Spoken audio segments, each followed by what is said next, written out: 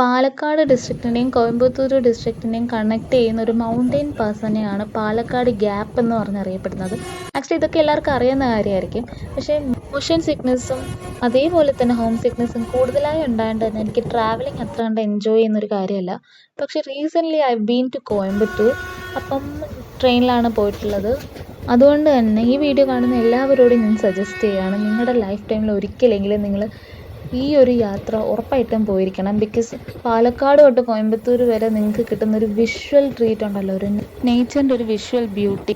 അതേപോലെ പാലക്കാട് കഴിഞ്ഞ് കഞ്ചിക്കോട് എന്ന് പറഞ്ഞ സ്ഥലമുണ്ട്. അത് കഴിഞ്ഞ ഉടനെ തന്നെ നമ്മളുടെ റെയിൽവേയുടെ ഒരു ബോർഡുണ്ട്, ഗട്ട് സ്റ്റാർട്ട്സ് ഹിയർ അല്ലെങ്കിൽ ഗട്ട് ബിഗിൻസ് ഹിയർ എന്ന് പറഞ്ഞു. മൈ ഗുഡ്നെസ്, അത് കഴിഞ്ഞിട്ടുള്ള ഒരു വിഷ്വൽ ഉണ്ടല്ലോ, അതൊരിക്കലും എന്താ പറയുക, മറ്റൊരാൾക്ക് പറഞ്ഞു തരാൻ പറ്റുന്നതിലപ്പുറമാണ്. നമ്മൾ പണ്ട് ടോം റൈഡറൊക്കെ കളിച്ചിട്ടുണ്ടെങ്കിൽ അതിൽ സെറ്റ് ചെയ്ത് വെച്ചേക്കുന്ന പോലത്തെ സ്ഥലങ്ങളൊക്കെയാണ്.